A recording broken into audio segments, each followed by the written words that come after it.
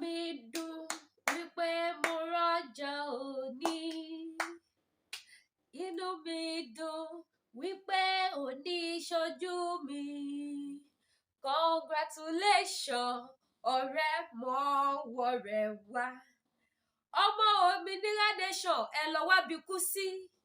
Ọmọ Yorùbá nation ẹ mọ́wọ́ wá. Congratulations, ọ̀rẹ́ mọ́wọ́ rẹ̀ wá. Ẹ mọ̀ wọ́n pé mi ni mo gbé wọlé. Ó tó bẹ́ẹ̀ ojú bẹ́ẹ̀ lọ because ọlọ́pẹ́ máa jó ó ní lọ́jọ́ ayọ̀ mi ọlọ́pẹ́ máa jó. Ọlọ́pẹ́ ni wọ́n jẹ́ ijó jàre jẹ́ kọrin bí bá ṣe lè kọrin. Mo kí gbogbo ìyá yìí bàbá ní gbogbo ibi tẹ́ bá ti ń wò mí káàkiri àgbáńlá ayé. Èmi ọmọ yín náà ni olólùfẹ́ yín Lady K.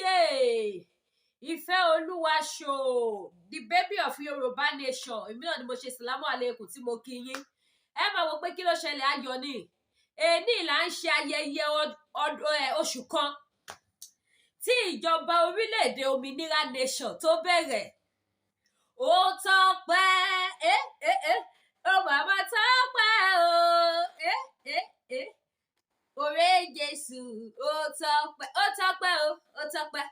Èní ló pé 1 month tí ìjọba orílẹ̀-èdè òmìnira nation aka Dúpẹ́ Onítìrí country tí ó bẹ̀rẹ̀ ìjọba. Ẹ bá mi gbé Olúwatóbi lọ́ba, ẹ bá mi share. Ẹ bá mi share. Mo wá ní ìròyìn ayọ̀ kan tí mo mú wá fún yín. Èmi ò ní rojọ́ jù. Ẹ bá mi share. Kó tó di wípé mo máa sọ ìròyìn tí mo gbé wá fún yín. Mo fẹ́ fi àsìkò ìpolongo. Ẹ wá ọ̀rọ̀ mi yàn. Ọ̀rọ̀ wa ti yàn, ọ̀rọ̀ wa ti dijó, ọ̀rọ̀ wa ti dọpẹ́. Ọ̀rọ̀ wa ti ṣe kí ni? Ó ti dayọ̀. Gbogbo àwọn ọmọ kọlẹ̀kọ̀ tó òjíire.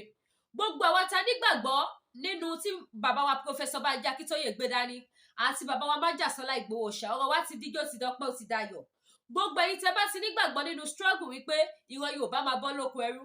Ẹ lọ bá mi fi owó sínú ẹ wá ọ̀rọ̀ mi yàn. A ṣì ń lọ sínú program o. Ká kọ́kọ́ sọ yẹn náà. Ẹ wá ọ̀rọ̀ mi yàn. Ẹ̀yin tẹ́ wà ní UK ẹ fi £10 sí. Ẹ̀yin tẹ́ wà ní America ẹ fi $10 sí. Ẹ̀yin tẹ́ wà ní Canada ẹ fi $10 sí. Ẹ̀yin gbogbo ìlú tẹ́ bá ti wà 10 nìyẹn òun ni kẹ́ fi sí. Ẹ̀yin tí Ọlọ́run wá bùkún fún tẹ́ wò pé instead of $10 jẹ́ iṣẹ́ ní $10,000 ẹ dá sí. Ẹ̀yin tí Ọlọ́run bá bùkún fún tẹ́ wò pé okay instead of 10 naira jẹ́ iṣẹ́ ní 10 million naira ẹ gbé sí. Ẹ̀yin tẹ́ tún wà ní Canada náà tẹ́ bá wò pé okay instead of $10 ẹ̀yin ní $10 million ẹ gbé sí. Ojú òní tìyìn àti débi májẹ̀mú wa.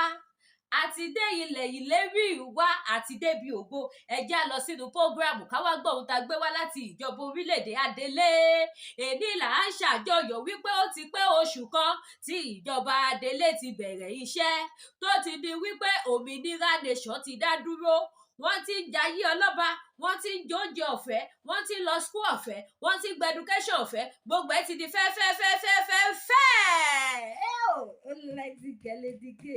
You are too much. Bẹ́ẹ̀ yóò yí bí mo yíra mi. Ẹ ṣá mi látẹ̀wọ́ ní comment section. Yes. Ẹ ṣá mi látẹ̀wọ́ ní comment section. Ẹ fún mi ní top up. Bàbá mi lẹ́kìtì. Ó yá ẹ wá gbórí wọlé bàbá dáadáa. Bàbá lẹ́kìtì ní mẹ́sẹ̀gì fún wa. Ọlọ́rọ̀ fún wa. A fẹ́ gbọ́rọ̀ látẹnu bàbá lẹ́kìtì. Bàbá mi Èkìtì. Èkìtì kètò dẹ̀ yẹ kí n forí gbé bàbá mi lẹ́kìtì náà wọlé. Ẹ jẹ́ forí gbé bàbá lẹ́kìtì wọlé. Bí mo ṣe máa ń kọrin fún olórí burúkú Dúpẹ́ ṣùgbọ́n bàbá lẹ́kìtì ó ṣèyàn burúkú o. Ẹni ìyàwó tó yẹ ká máa kọrin fún rẹ̀. Bàbá o Olúwa dá bàbá sí fún mi tí mi mọ̀ pé olófo ni Dúpẹ́ àti inú igi ìrókò ló ti wá. Bàbá Èkìtì kú òní payá àìsàn ní ṣe ohun yóò ní kóhun yóò ní ha. Bẹ́ẹ̀ ṣe ń lù báyà máa dún fún yín ni. Èmi náà wá ya ohun yín tẹ́ ń lò tẹ́ fi ń súre fún àwọn ọmọ aráyé. Mo wá ya lò pé ọ̀gbàrá kì í fo kòtò. Bàbá lẹ́kìtì kí tẹni mo kọ́ yín síná. Mi rántí rí nèmú yín anyway ṣá. Bàbá lẹ́kìtì ire ayé yín ò ní fòyìn. Ire ayé àwọn ọmọ yín ò ní fò wọ́n. Ire ayé ìyàwó yín ò ní fòyìn. Kò ní fò àwọn náà nítorí pé kí ni ẹ jẹ́ ẹni tó ń ṣiṣẹ́ àtẹ̀yìn àti Ọmọlúkà àtàwọn kọ̀ọ̀kan tí mi ní dárúkọ. Mo gbé fún yín when it comes to Yorùbá nation struggle. Lákọlẹ̀ máa wà bí ìbọn. Ẹ máa ń dúró tán ni. Jẹ́ kó súnyà jẹ́ kó rẹ̀ yóò tẹ̀ sí máa sún Lady K. Agídí ni máa fún wọn ṣe program. Ìgbà mi máa kàn ṣe pé káwọn èèyàn máa gbóhùn mi máa kàn lọ gbé program èèyàn kan pẹ́ wo. ọmọ ní Lady K náà ti kò sọ̀rọ̀ mọ́ lẹ́nu ọjọ́ mẹ́ta yìí àbó ti gbowó ni kọ́ lè mọ̀ pé mi gbowó máa gbé wa bọ́tẹ́ ẹ̀yìn ẹ̀ jẹ́ kó sún yẹn ẹ̀ jẹ́ kó rẹ̀yìn ṣe nítorí owó jẹ́wọ́ YouTube jẹ́wọ́ Facebook. Bàbá Èkìtì ọ̀gbàrá kì í fokòtò ire ayé yín ò ní fòyìn ní àṣìṣe Èdùmàrè. Ó yá ìwọ bá wa gbóhùn sókè àjọyọ̀ là ń ṣe o ẹni tí bàbá mi lẹ́kìtì kó ságbádá tèmi náà dé fìlà ó yá bàbá lẹ́kìtì ó yá ẹ gbóhùn sókè. Àánú Ọlọ́run yóò sọ̀rọ̀ sínú ayé àmín àmín. Mo kí yín pé ẹ kú ìsinmi ní agbára yìí fòkòtò bí mo ṣe máa ń wí. Bẹ́ẹ̀ni. Ilé ayé yìí ò ní fò yín. Kò ní fún ẹ̀yin náà bàbá lẹ́kìtì. Ẹ ní tẹ́nítìkà. Ẹ̀yin náà ní tẹ́nítìkà. Bẹ́ẹ̀ni ẹ ní bólórí burúkú dòwò papọ̀. Ẹ̀yin náà ní báwèrè dòwò pọ̀. Ẹni títí ẹ ti jóná. Kò ní kónámọ́ ti yín. Kò mà ní lórí ọ̀fẹ́ àti kónámọ́ títí yín. Àmín àṣẹ. Ìjáde yín àti ìwọlé yín yóò mú àánú Ọlọ́run. Ẹ máa bá mi ṣàmì ẹ bá mi ṣó lọ fún bàbá Èkìtì ẹ fún wa ní super sticker ẹ jọ̀ọ́. Ìní ọjọ́ ìsinmi. Bàbá àtọmọ ló wá bá yín lálẹ́ ìgbà wá sí pàtì. Àti ní ìsinmi ṣùgbọ́n àwọn ọ̀tá Yorùbá ò ní ìsinmi. Àmín. Gbogbo ẹnikẹ́ni tó bá dúró nídúró pé ìran Yorùbá ò ní mórí bọ́ wọn ò ní ìsinmi. Àṣẹ. Gbogbo ẹnikẹ́ni tó bá sọ wípé ọ̀nà ò ní là fún Yorùbá irú wọn bẹ́ẹ̀ lọ́nà ọmọ ọdín mọ́. Àmín. Ṣé kí n sọ pé àwa celebrate ni? Àwa celebrate. Àbí kí n sọ wípé àtúwà àtúnṣe lójú rọ àwọn onírọ́ àwọn atúró tàbí èlùbọ́ táwọn máa pera wa ní pé àwọn aṣíṣọ lójú irọ́ àtúwọn ká níbi tẹ́ pé dáná rọ́. Mo ti sọ fún ọ̀pọ̀lọpọ̀ ọmọ Yorùbá pé níbi tẹ́ bá ti gbọ́ orúkọ wọn ẹ mọ̀ pé ikú ló ń kanlẹ̀kùn ẹ̀yin ẹ má ṣílẹ̀kùn fún ikú torí ẹ sì kéré láti kú. Ọ̀pọ̀lọpọ̀ nínú yín máa pé 120. Àmín. Ọ̀pọ̀lọpọ̀ nínú yín máa pé 130. Àmín. Ẹni tó máa pé 200 nínú yín ṣàgbàdéwé àwọn bàbá wa ìgbàanì lọ́lọ́run máa yọ̀ǹda fún yín torí ẹ̀yin ò nígbà kú ní kúkú ẹ̀ẹ́dẹ̀ ní ṣìrìn.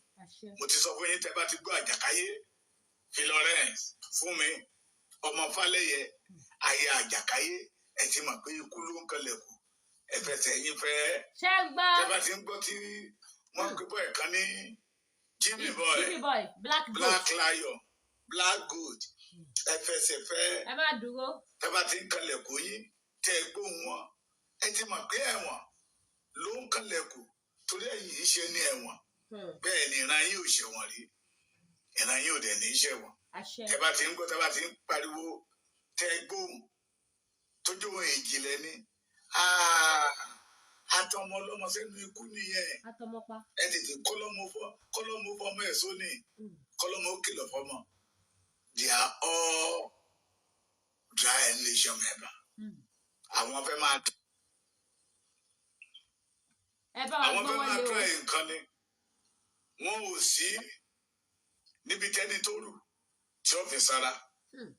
Àwọn ò sí níbi tẹ́ni tí ò rí jẹ tí ó máa ti rí jẹ bẹ́ẹ̀ ni. Bẹ́ẹ̀ ni àwọn ò sí níbi tí ìkorò wà tá máa fàdùn síbẹ̀ ibi tádùn bá wà àwọn fẹ́ máa sọ́dẹ ilé ìkorò. Bẹ́ẹ̀ ni ìwà wọn nù. Tẹ́ bá ti rí wọn ẹ ṣọ́ra fún wọn.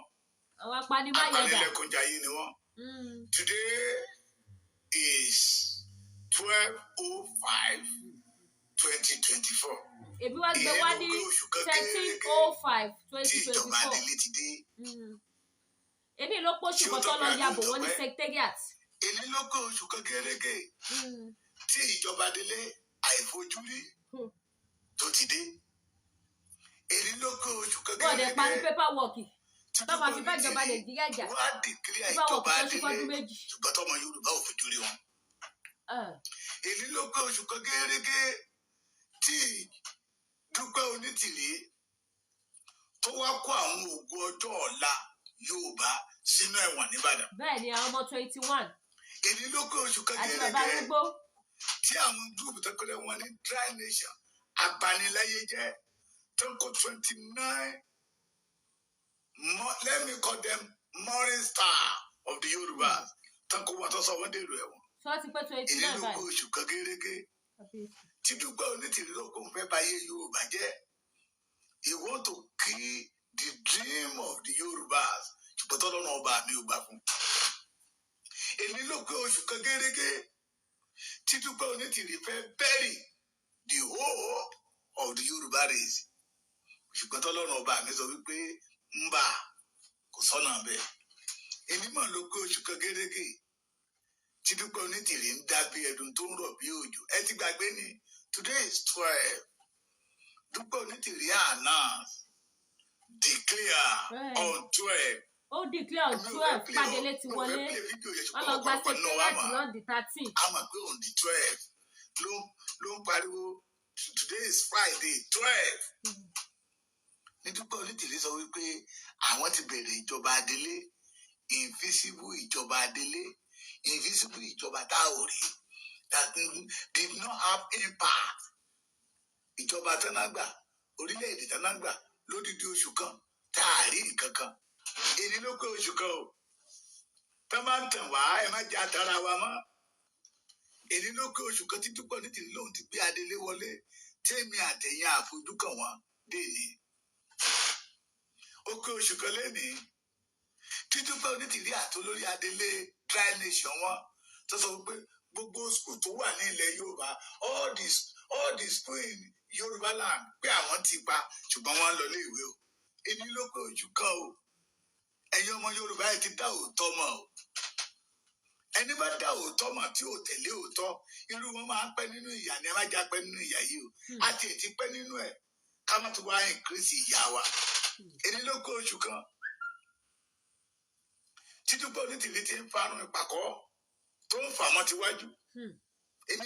Èyí ló pé oṣù kan o tí Dúpẹ́ Onítìrí rò pé òun fẹ́ ṣẹlẹ́yà àwa ọmọ Yorùbá ṣùgbọ́n tọ́búlọ́run ọba àmì wá dé ẹlẹ́yà ẹlẹ́. Ó tọ́pẹ́ ó màmá tọ́pẹ́ o òré ìgbésù ó tọ́pẹ́. Dry Nation. Èyí ló pé oṣù kan tani ẹ máa jó ẹ máa yọ̀ ìjọba Adélé wọn ti dé. Èyí ló pé oṣù kan tí à ń gbóyìnbó kàmbàkàmbà lẹ́nu Dúpẹ́ Onítìrí indigenous. Èyí ló pé oṣù kan tí èmi àti ẹ gbọ́ Democratic Republic of Yorùbá.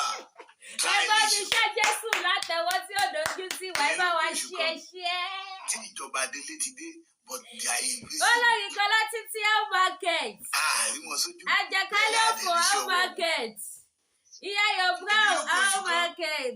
Somebody like me, Bàbá Èkìtì, tí mo ti rí gbogbo ilẹ̀ Èkìtì káàkiri, mo ti dé Ìkọ̀lé, mo ti dé Ọ̀yẹ́, mo ti dé Ìkẹrẹ́, mo dé Ìyìn, mo dé Ìpotì, mo dé Ayétòrò, mo dé Adó Èwé, bẹ́ẹ̀ ni mo dé Òmù,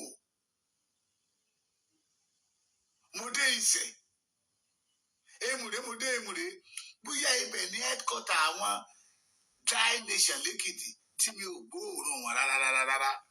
Èyí ló pé oṣù kan o tí mo gbé kọ̀ tí mo gbé Ọmọlúkà pé níbo ni headquarter àwọn Dry Nation wà di Dúpẹ́ Onítìrí Nation pé àbò gbọ́ pé wọ́n ti declare ni tọmọlúkà náà ti bẹ̀rẹ̀ ìrìn láti gbàyé títí dé ní Ọmọlúkà ò tí ì rí ọ́fíìsì wọn o. Èyí ló pé oṣù kan tó sọ pé àwọn ti gba ìjọba Yorùbá. Èyí ló pé oṣù kan tẹ́lẹ̀ kí àwọn ọmọ Yorùbá máa jó máa yọ̀ àti kò nínú Nàìjíríà. Ṣùgbọ́n nígbà táwọn declare tán bí ọ̀sẹ̀ tó tẹ̀lé abẹ̀rẹ̀ sí ní po ní 1,000 èyí ló pé oṣù kan on the 12 ní màmá wa mua ló tún wá mú irọ́ bàtàbàtà tó làmọ́lẹ̀ tó fọ́ pẹ́rẹpẹ́rẹ abẹ́ ti gbàgbé ni.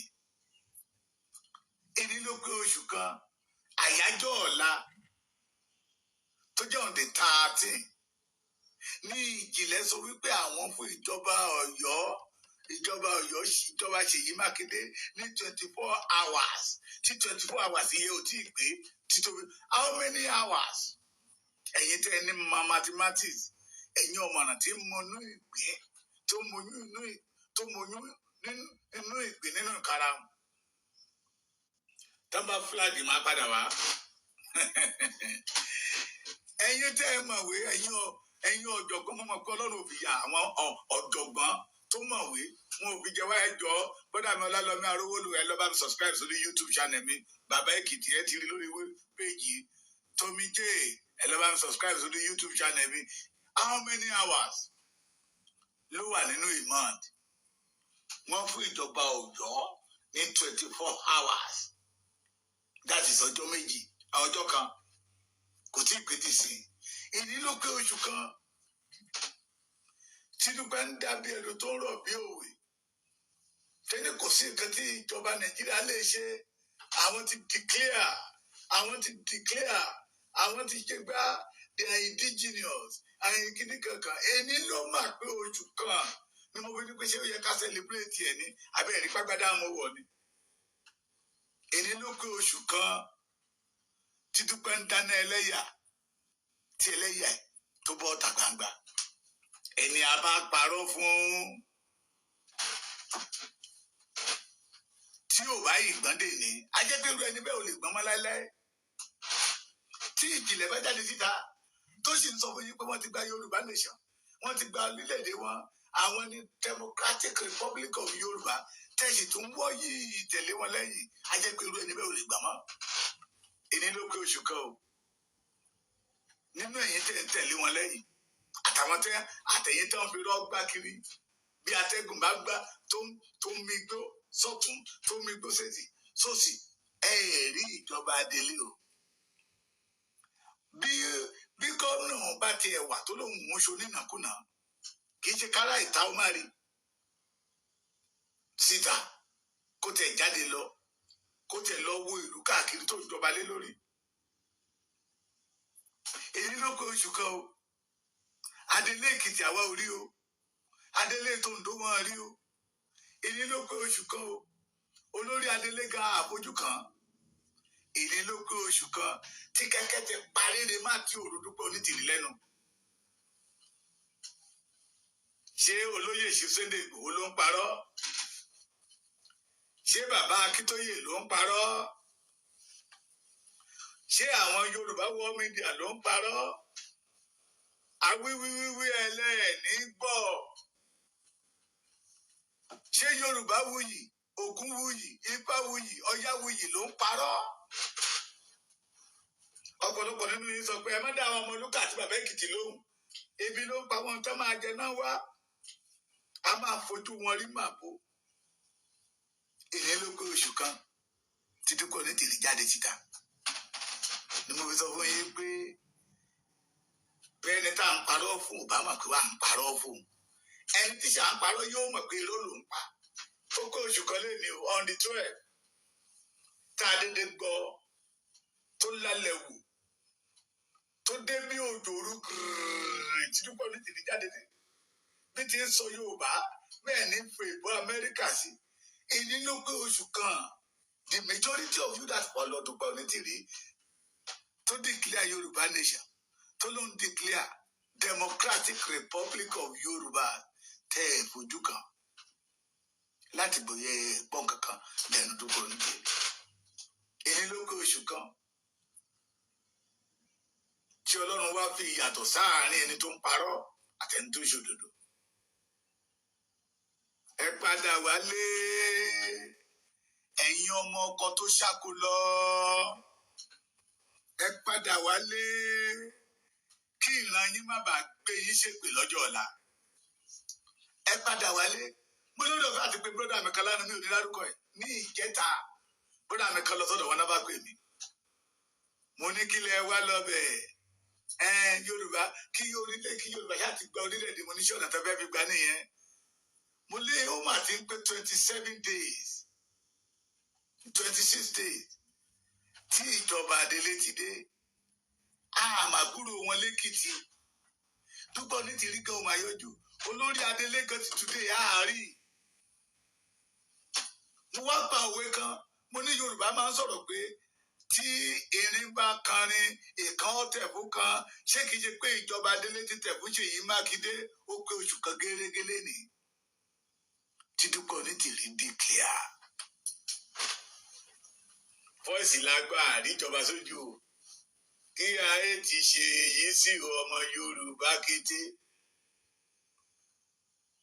ọmọ Yorùbá wọn bá tàn wá ẹ má jà tanra wa Dúpẹ́ Onítìrí did not have anything wọ́n sọ fáwọn tó wá kọlu amúlùdùn ń gbà ẹ lọ́hùn wọ́n ní kámẹ́rà United Nations ó ń wò wọ́n ọlọ́pàá àmì United Nations ló máa wá gbà wọ́n lẹ́bẹ̀ àwọn yẹn sì wà lẹ́wọ̀n dè ní o àwọn tó tún wá kó sínú páńpẹ́ Dúpẹ́ Onítìrí tọ́nà lọ bombard Secretariat sí Ìbàdàn they are the fresh blood 29 fresh blood ní Dúpẹ́ Onítìrí ní pé àwọn ọmọ yìí ẹ tún lọ bá mi kó wọ́n sínú ẹ̀wọ̀n lágbòdì nígbà tán present wọn ní court adájọ́ ní ká kọ́kọ́ lọ ṣe fàájì fẹ́ẹ́rẹ́fẹ́ fàájì oṣù 4 fẹ́ẹ́rẹ́fẹ́ nínú ẹ̀wọ̀n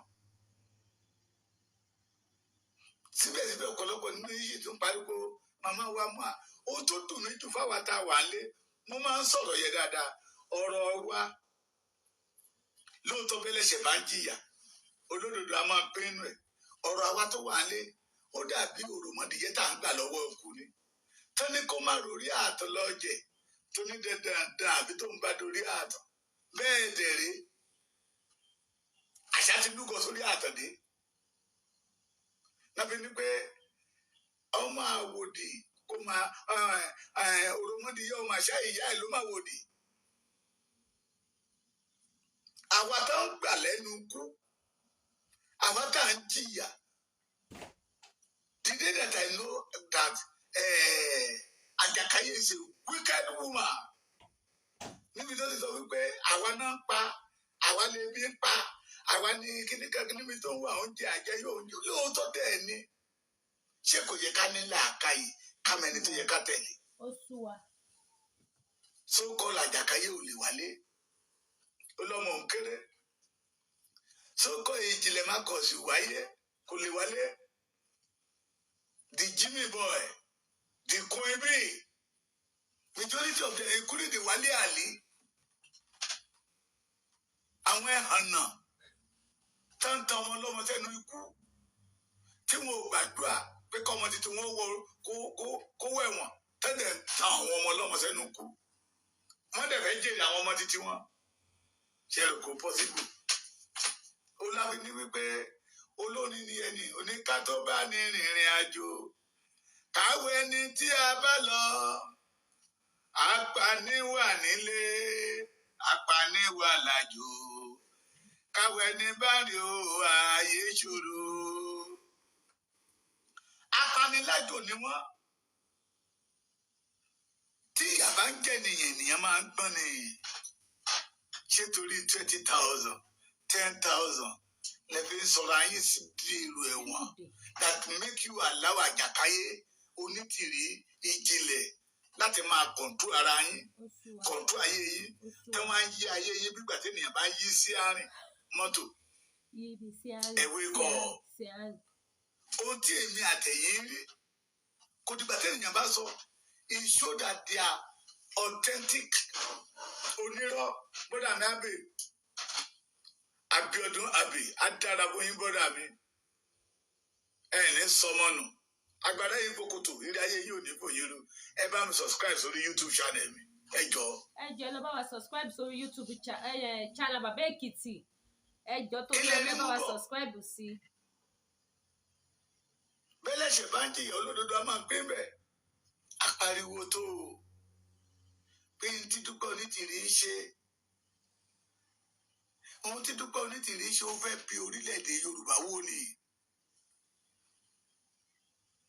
ohun tí Dúpẹ́ Onítìrí ń ṣe he want them to declare the Yorùbá struggle as a terrorist adé ń pariwo fún yín pé ọ̀tọ̀ lẹni tó fẹ́ gba ìlú ọ̀tọ̀ lẹni tó fẹ́ gbàjọba ètò wà fẹ́ni tó fẹ́ gba ìlú bó ṣe máa rìn tí torí àwọn ọmọ tó fẹ́ gba ìlú lé lórí tí kankan nínú wọn ò ní sọnù ẹni tó dẹ̀ fẹ́ gba ìjọba ẹni àmọ̀rí ìbá àkú ni wẹ́ẹ̀ sí ìjọba adélé títí à ń wá orí ọmọkọrẹ ọláwálé ni àbí adéwálé ọmọkọrẹ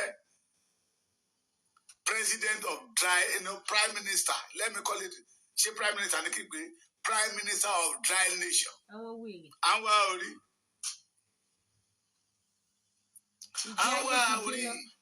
the president of dry nation ìjì ayé ti gbé lọ mo dúpẹ́ onídọ̀tí onítìrí Dagboru láti bí oṣù kan ó pé oṣù kan lénìí tẹ́tí gba ìjọba dry nation bọ̀dá àfojúkọ̀ wọn ẹ̀yin ọmọ Òmìnira nation. àwọn wèrè náà ṣe ṣe prógrámù. ṣojú yìí ti clear ẹ̀yin ọmọ Òmìnira nation Òmìnira ṣó ti ń yé yín pé ọ̀nà tẹ́ ń tọ̀ ọ̀nà ikú ni ọ̀nà tẹ́ ń tọ̀ ọ̀nà àdánù ni ọ̀nà tẹ́ ń tọ̀ ọ̀nà tó máa paná òkú yín pátápátá ni. wọn ní gbúròó yín mọ́. làwọn fi ń pariwo pé stay away for Dúpẹ́ Onítìrí since all this day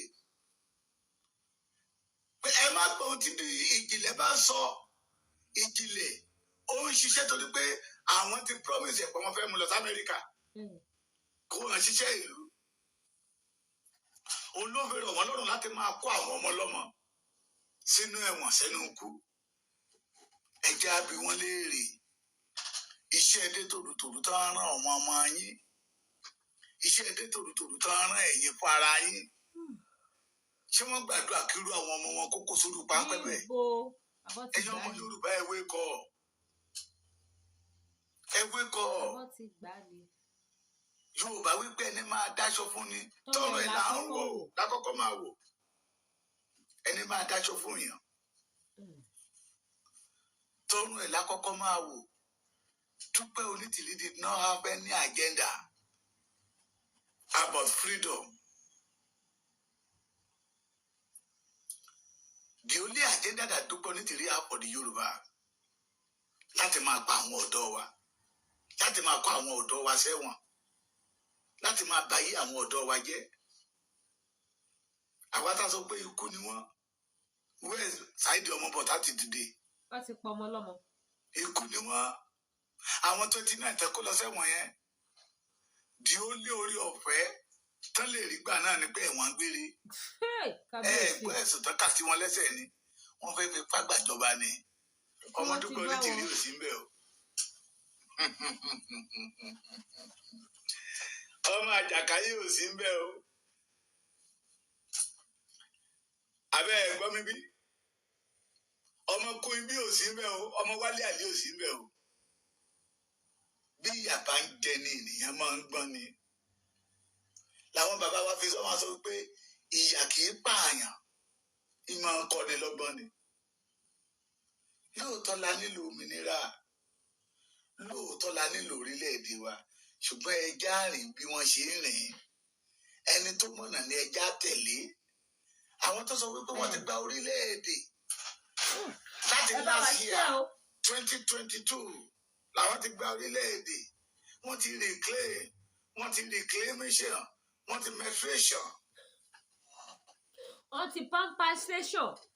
wọ́n ti gbé ìjọba Adélé wọlé the last card tó fẹ́ play where is ìjọba Adélé ti dìde ẹbí wọn léèrè where is ìjọba Adélé ọmọ Yorùbá bó bá tàn yín ẹ má tara yín ìjọba Adélé dà níbo ni ìjọba Adélé wà àyájọ́ èní nínú oṣù kẹrin 2024 ní Dúpẹ́ Onítìrí lálẹ́wù tó ń sọ̀rọ̀ pátápátápátá indigenous ọmọ Yorùbá ni wọ́n àwọn dẹ̀ ti pé ìjọba wọn wọlé ìjọba Adélé ti bẹ̀rẹ̀ àbí ṣé inú afẹ́fẹ́ ní ìjọba Adélé wọn ti ń ṣiṣẹ́ ni. ó sùn à. ẹjọ́ tẹ́ bá rí wọn ẹ sọ káwa tó kù lè mọ ibi tán wà.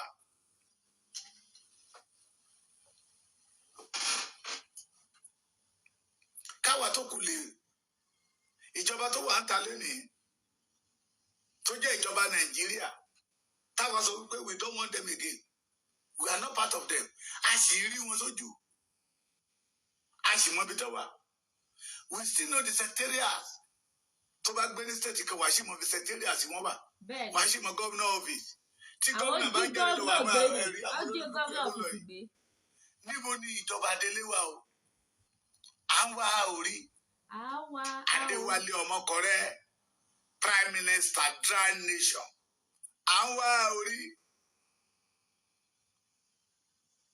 ènìyàn ní í ṣe bí Ọlọ́run ọba mi yìí ṣe bí àwa ń gbà á ládùúgbà àwọn tí ń wúre àwọn àpá àti ń pàtẹ́sí bí pé gbogbo ọ̀dàlẹ̀ Yorùbá ò ní nísinmi. Pé àṣírí àwọn ẹni tí ò fẹ́ kí ògo Yorùbá ó búyọ àṣírí wọn ò ní bò àṣírí Dúpẹ́ Onítìrí ti tú. Àṣírí Dúpẹ́ Onítìrí ti tú. Tí ìjìnlẹ̀ bá jáde síta oríṣiríṣi irọ́ tó ń pa lẹ́nu ọjọ́ mẹ́ta ìfámílì ọmọ bọ̀tá náà tó ń halẹ̀ mọ́. Wọ́n bá yí ọmọ bọ̀tá jẹ́ dán. Bí wọ́n ṣe fẹ́ máa bá yí àwọn ọ̀dọ́ ilẹ̀ Yorùbá jẹ́ nìyẹn. Wọ́n bá yí ọmọ bọ̀tá jẹ́ tán nígbà tó pa ọmọ bọ̀tá sí Ghana. Àwọn ló ní kọ́ ọmọ bọ̀tá máa sá lọ Ghana. Torí pé wọ́n fẹ́ lò ó. Wọ́n bá yí ọmọ bọ̀tá jẹ́ tán. Wọ́n ò fẹ́ kán gbókù ọmọ bọ̀tá wálé kó jẹrà mọ́ Ghana. Àwọn wèrè. Abaniláyọ̀jẹ́ ni wọ́n ní mo fi ń pariwo pé à ń wá Prime Minister Adéwálé Olúkọ̀rẹ́ ọmọkọ̀rẹ́ àbí a ò rí bóyá orí atẹ́gùn bóyá inú sky lókè làwọn tí ń ṣèjọba títí wọn bóyá ìsàlẹ̀ odò dẹ̀nà wà. Ẹjọ́ tẹ́ bá gbóòórùn ìjọba délé ní ìlú ibi tẹ́ ẹ wà ẹ bá wa pè wọ́n jáde síta. We the Yorùbás tí wọ́n sọ pé wọ́n ti gba ìjọba wọ́n ti mú wa kó nínú Nàìjíríà sì ń ná wa lẹ́gbàá o. Gidi. Àṣírí epo 120 1,200 12. Nàìjíríà sì ń ná wa lẹ́gbàá o. Náírà náà sì fi dọ́là náà fi ń pọ́n wa lójú. Dọ́là tí wọ́n sí ó ti lọ sókè. Ẹ̀dẹ̀lẹ́ ti gbàjọba. Àgbóòrùn yín ní gbòòrò. Adéwálé Ọmọkọ̀rẹ́, the Prime Minister of Dry Nation. Tó sọ fún Dúpẹ́ Onítìrí pé tóun bá ti lè jẹ ìjọba délé òun ò ní padà contest. Tí ìjìnlẹ̀ jáde síta pé Bọ́lá Ahmed ti ń bẹ̀ wọ́n lọ́wọ́lọ́wọ́. Ẹni bá ní làákàyè tó ní ọpọlọ tó dẹ̀ jáde nílé eré tó ní àròjinlẹ̀ á mọ̀ pé irọ́ ni Dúpẹ́ Onítìrí àti ìjìnlẹ̀ ń pa. Ìjìnlẹ̀ jáde síta pé ìjọba Nàìjíríà ń bẹ Dúpẹ́ Onítìrí pé nínú fámìlì Abíọ́lá kó mú èèyàn kan wá nínú fámìlì Dúpẹ́ Onítìrí kó mú èèyàn kan wá fún wọn ní appointment. Ṣọ́rọ̀ yìí ò ní túmọ̀ létí yín ni. Àwọn ń wá appointment lọ́dọ̀ ìjọba Nàìjíríà. Wọ́n dẹ̀ ń kó àwọn ọmọ títí yín wọ́n dẹ̀ ń kó ẹ̀yin wọnú ẹ̀wọ̀n n'Íbàdàn. Àwọn ń wọ̀nà láti máa gba plan envelope. Káwọn náà máa rí national cake olórí burúkú tó jẹ́ pé wọ́n fi ń ba iye ọmọ Yorùbá jẹ́. Káwọn náà máa rí gbà. Ṣùgbọ́n wọ́n ń wá ọ̀nà láti máa sọ àwọn ọmọ títí yín sí ẹ̀wọ̀n àtẹ̀yìn fún ara yín. Ṣé ẹni tí ń parọ́ tí ò bá mọ̀ pé irọ́ ló ń pa? So possible ẹni tó ń parọ́ kó lóun mọ̀ pé irọ́ ló ń pa. Ẹni à ń parọ́ fún ni ò ní mọ̀ pé irọ́ ni ṣùgbọ́n ẹni ń parọ́ mọ̀ pé irọ́ ló ń pa. Ìjọba délé dà ó òkè oṣù kan lé ní tí mú àti wá declare on the 12th Friday bó ti jẹ́ pé àyájọ́ ọjọ́ ọ̀la wọ́n rìkọ́dù ẹ̀ lénìí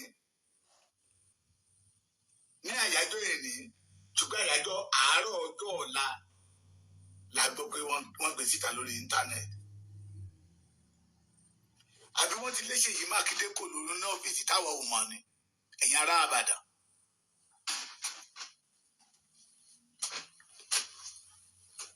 Ìyá mi Táíwò Esther Ẹdúnjọbí ẹ bá mi subscribe sórí YouTube channel mi. Ẹ jẹ́ bá wa subscribe sí YouTube channel Bàbá Èkìtì o. Ẹ bá wa type Bàbá Èkìtì kẹ́ wá bá wa subscribe sí YouTube wọn ẹjọ́ torí Ọlọ́run gbogbo ẹ̀yin màmá bàbá tẹ́ ẹ wò mí. Ẹjọ́. Lójijì wọ́n di invisible. Ẹjọ́. Ojú rí la fi ń béèrè ẹ̀yin ọmọ tẹ́ ẹ jẹ́ ọmọ Òmìnira nation Dry Nation bóyá inú àtẹ̀gùnlẹ̀ tí ń ṣèjọba títí yín bóyá Dúpẹ́ Onítìrí tẹ̀ tí ń kó yín lọ sórí òfurufú bóyá ìbẹ̀lẹ̀ tí wọ́n máa ṣèjọba títí yín a sọ látijọ́ ìpín wọn ń parọ́ fún yín ni wọ́n ń tàn yín ni àti ìgbà orílẹ̀-èdè wa a dẹ̀ máa gbà á nínú òtítọ́ àti nínú ìwà mímọ́. A máa gba orílẹ̀-èdè wa. Èrè ọdún pẹ́já Yorùbá wípé parọ́ oníyì ẹ̀kẹ́ ní mú wa. Ìjọba délé máa wọlé. Bóyá tó bá tún dọ̀la. Ìjìnlẹ̀ ó ti jáde síta pé gbogbo gómìnà ilẹ̀ Yorùbá ló ti ń kọ lẹ́tà sí màmá wọn. Kò ṣẹ̀ṣẹ̀ mọ́ sọ ọ́ bàbá mi lẹ́kìtì. Bàbá mi lẹ́kìtì ẹ jẹ́ bá yín fàfikún sí. Ẹ jẹ́ bá yín fàfikún bàbá mi. Èmi ní lọ́wọ́ ẹ jẹ́ ń tẹ̀wọ́ fídíò yẹn wá bóyá màá rí nítòsí. Ẹ jẹ́ wò wá. Ó ní gbogbo wọn tí ń bẹ màmá. Ẹ jẹ́ wò wá o. Mi promise yín pé màá rí nísìnyí o, but láti lè ṣe ẹ̀rí ọ̀rọ̀ tí bàbá Èkìtì sọ. Òun ni mo ṣe fẹ́ wò wá o. Mo ń bọ̀. Ẹ jẹ́ wò wá. Ó ní I think this is it. Ẹ jẹ́ àgbélé náà. Okay, èyí tó ti ní ìjọba United Nations ló máa dín pẹ̀lú Lady K lélẹ̀. Níbo ni mo fi fídíò yìí sí o Jésù. Mo ní lọ́wọ́ ó ní Tinubu àti gbogbo àwọn gọ́fúnà wọ́n ti ń bẹ̀bẹ̀ wọ́n ti ń sá kíjokíjo kiri.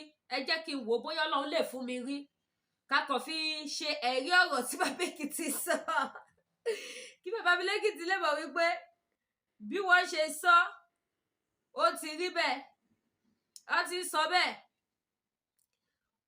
wọ́n ti sọ bẹ́ẹ̀.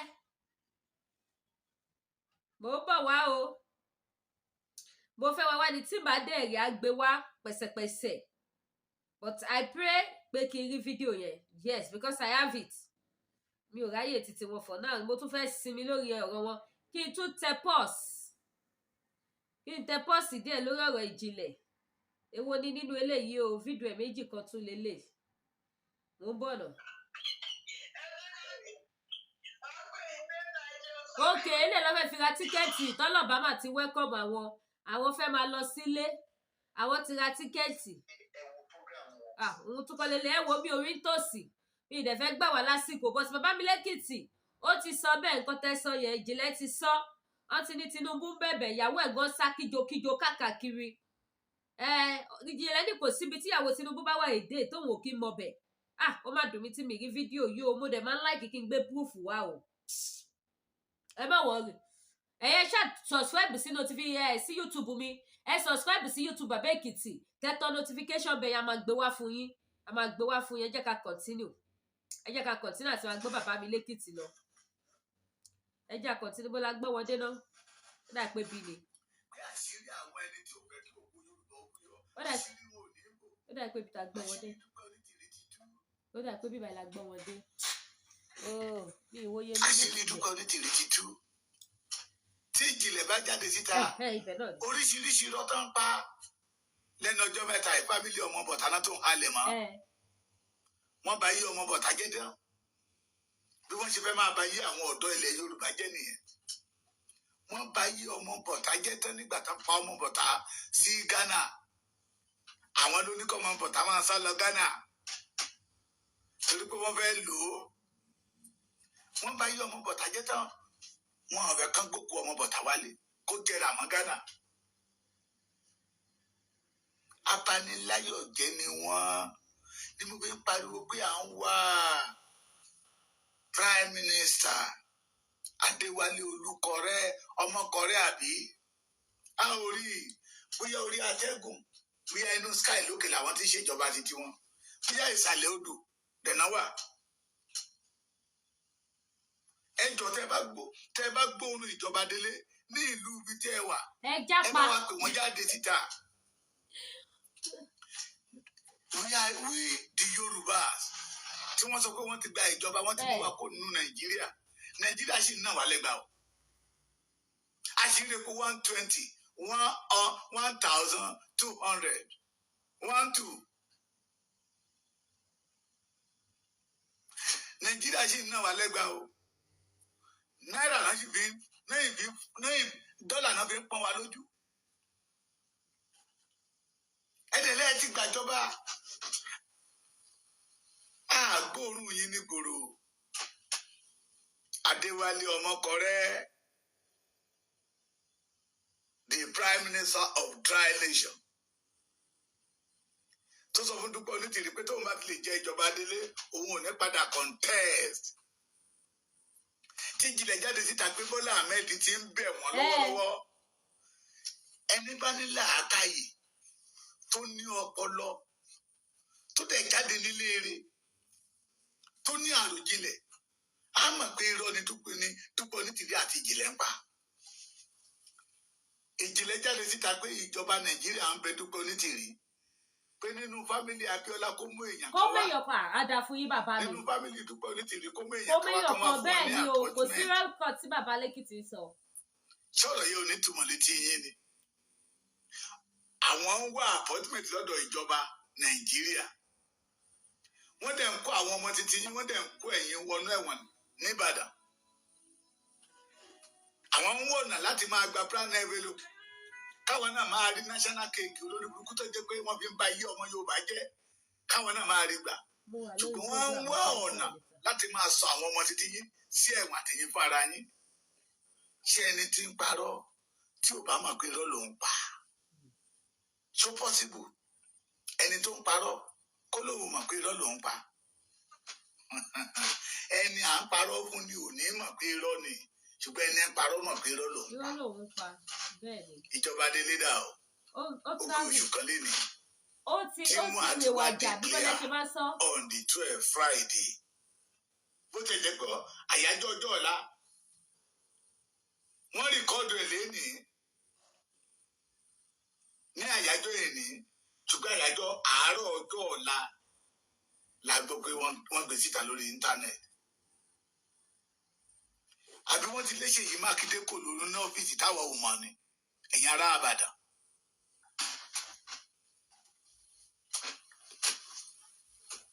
Ìyá mi Táíwò Esther Ẹdúnjọbí, ẹ bá mi subscribe sórí YouTube channel mi.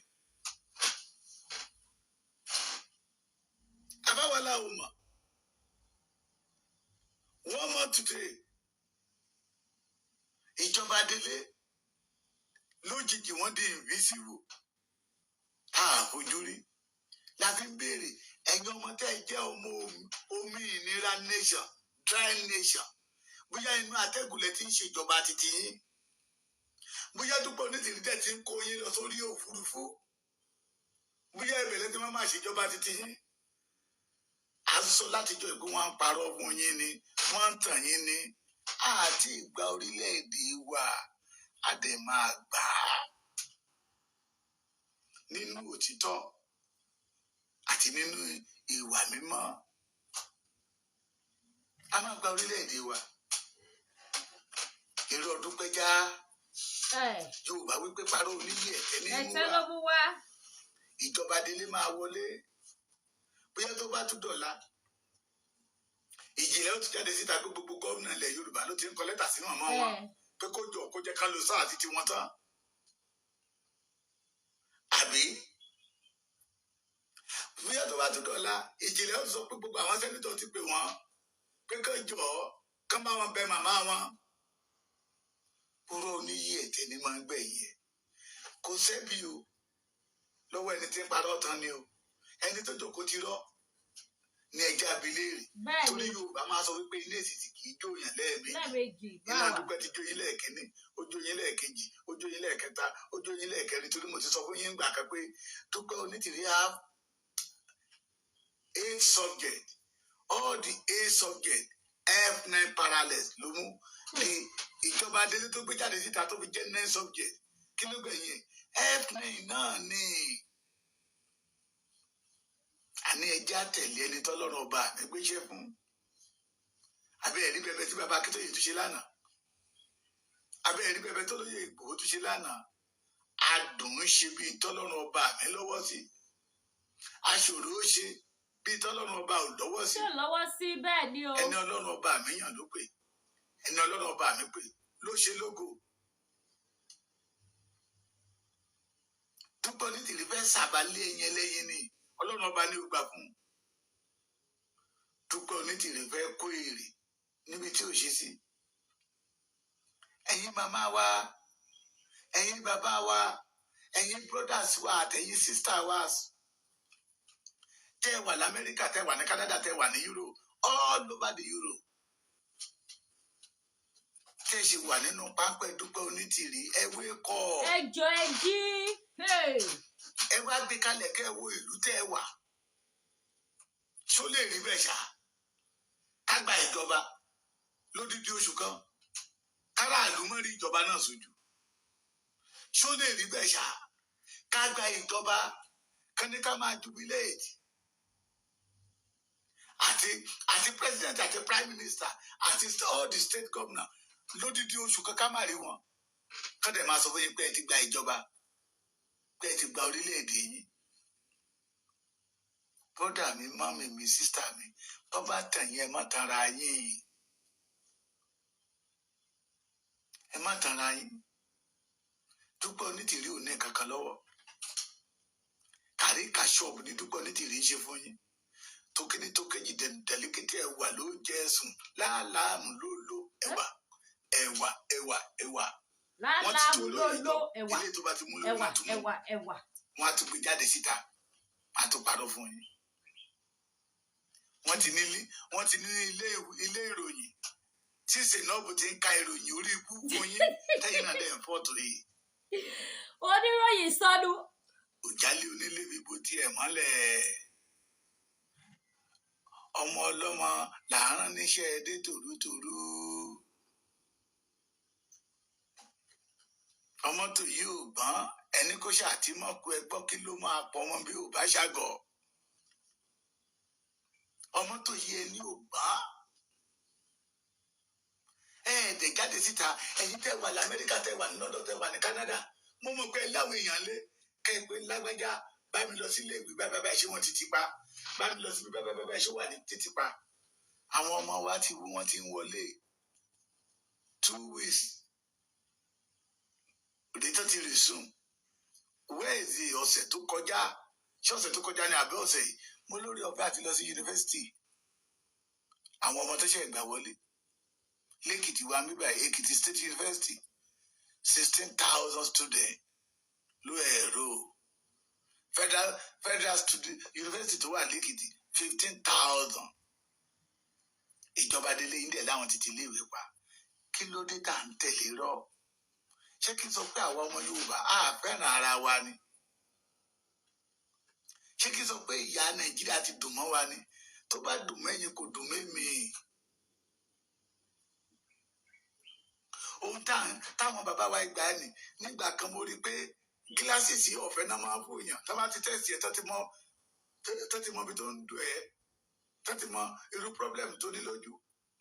ọ̀fẹ́ ni owó lẹ̀ ń wò lọ́wọ́ wa yìí, owó treatment kò sí ọ̀fẹ́. ẹni àmọ̀rí ìbá àkú lọ̀rọ̀ Nàìjíríà.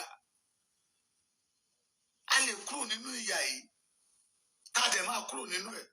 a máa gba orílẹ̀-èdè wa. kì í ṣe bí Dúpẹ́ Onítìrí ṣe jáde síta yìí. irọ́ ni Dúpẹ́ Onítìrí pa fún yín. irọ́ la bí worldwide. Dúpẹ́ Onítìrí wá fi yín make money ni. Dúpẹ́ Onítìrí wá fi yín popular nígboro ayé. Dúpẹ́ Onítìrí dẹ̀ wá láti wá mu ẹ̀jẹ̀ àwọn ọmọ yín ni. ó wá láti wá mu ẹ̀jẹ̀ àwọn ọmọ yín. Stay away for Dúpẹ́ Onítìrí group. Stay away for dry nation. láì jẹ́ bẹ́ẹ̀, if you call yourself a dry nation, bó ṣe máa dry nìyẹn tó wàá máa gbẹ ẹni tó kó yìí. ó máa gbẹ látorí dèdí, á gbẹ látorí dè kọ́rọ̀ ẹsẹ̀. ènìyàn ní ń bínú, Ọlọ́run kì í ṣe bí. Ọlọ́run lè wò kó ní ọmọ Yorùbá pé máa jẹ́ dry nation. torí adániwáyé ìdáni fún ìyà jẹ. ó pé oṣù kan lé ní tí Dúpẹ́ Onítìrí lo last card ẹ̀. ṣùgbọ́n ìyàlẹ́nu ni pé majority àwọn ọmọ Yorùbá ṣe ń tẹ̀lé lẹ́yìn. ẹ bá mi pín fídíò kó dọ̀dọ̀ wọn o. ẹjọ́ délé kó tó kó gbogbo ẹ̀yàn ọmọ Yorùbá. pé Dúpẹ́ Onítìrí láti òde ọ̀run wá, ohun tí Olódùmarè kọ síwájú orúkọ ẹ̀ ní F9 failure parallel, kò ní àṣeyọrí kankan. bàbá mi Peter Ọládélé, ẹ bá mi subscribe lórí YouTube channel mi, ẹ kú ìsinmi èdè. ó kó oṣù kan lẹ́ni o Adélé ń bọ̀ tádélé bá dé ẹ máa rí tádélé bá dé ìgbáyé gbádùn dé Adélé ti wọlé Adélé sápamọ́ àbí kí n sọ pé kidnapper ló gbé Adélé àbí kí n sọ pé àwọn méjèèjì aláwọ̀ ti kidnap Adélé níbo ládélé wà ẹ̀yin ọmọ Òmìnira nation níbo ni Adélé wà níbo ni Adélé wà ẹ̀yin aláyé bíbàjẹ́ níbo ni Adélé wà ẹ jẹ́ káwọn ọmọ Yorùbá ó mọ̀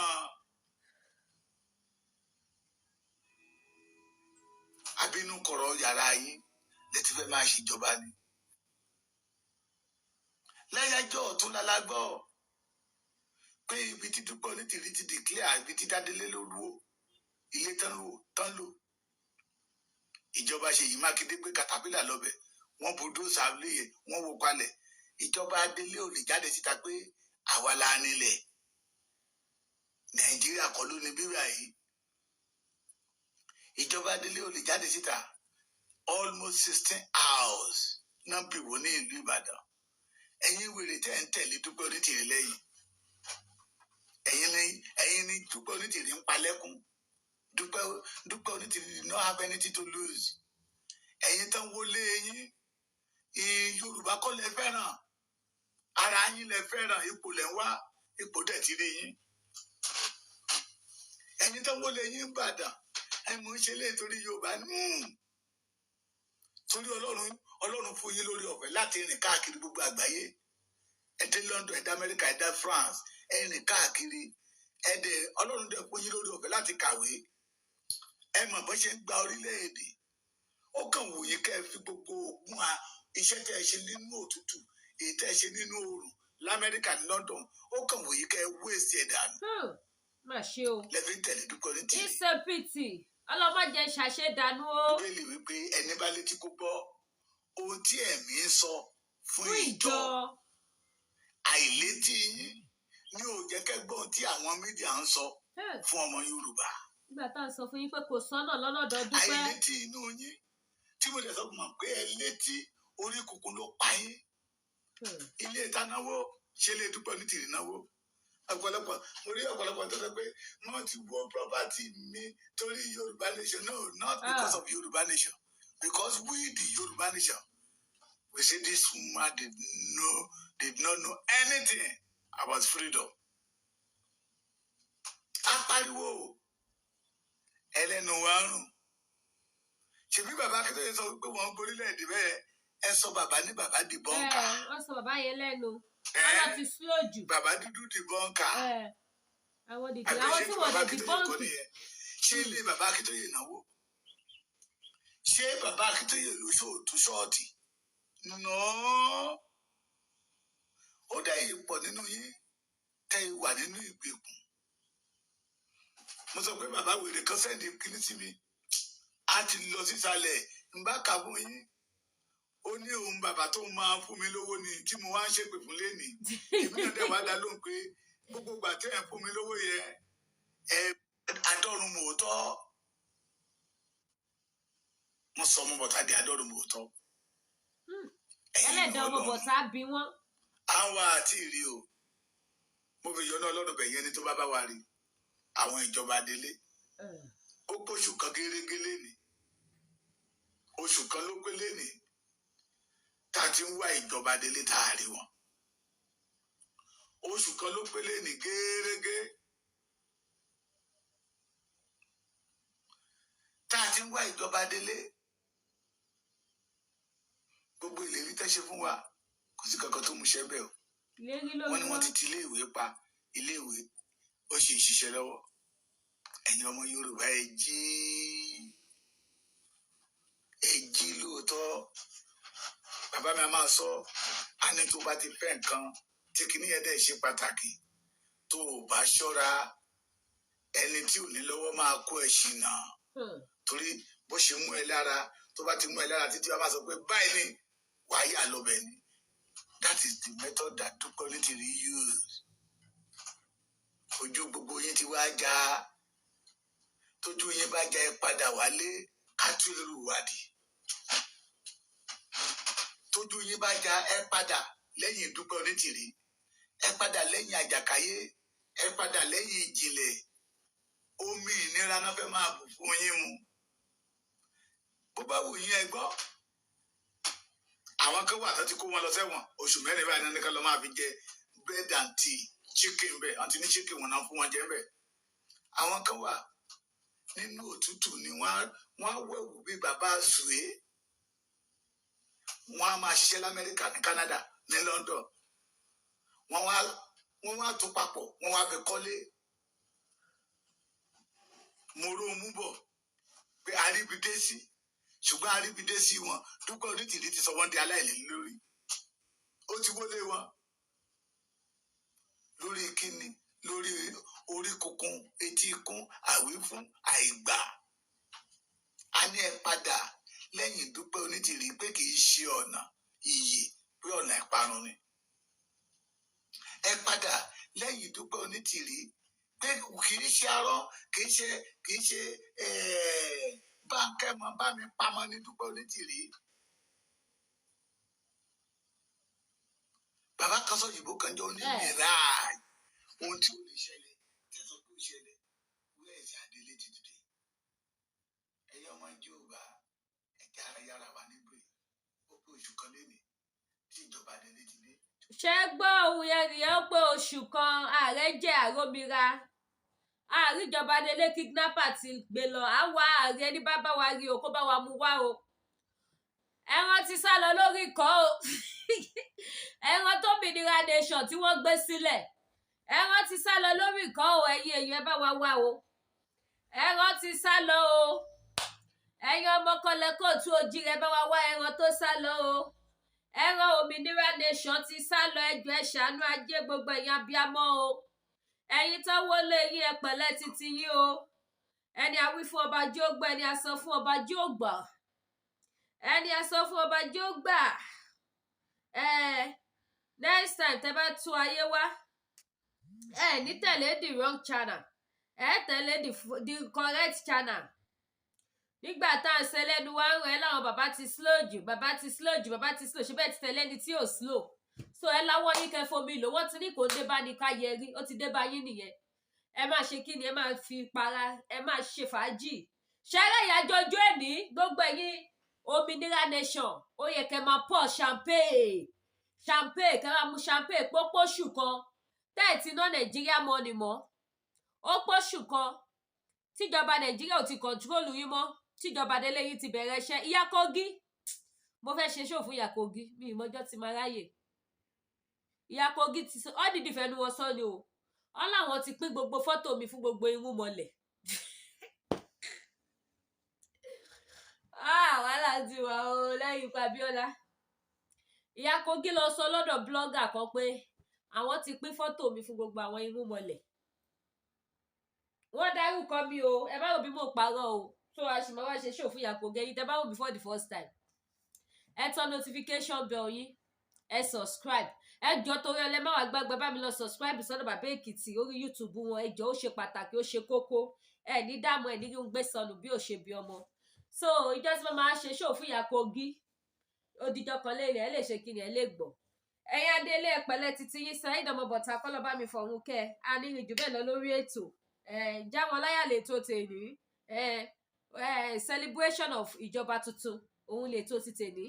Now ẹ̀yin tẹ́ bá fẹ́ ra product tó máa jẹ́ kẹ́ look fresh kẹ́ look sexy kí skin yín jáde. Tẹ́ bá gbọ́ kí làṣírí ẹwà mi iléeṣẹ́ Danari Skin Care òun ni bá ti ra fipá báyìí tí mo fipá báyìí after some minutes máa lọ fọ́ dànù ẹwà bá jáde padà.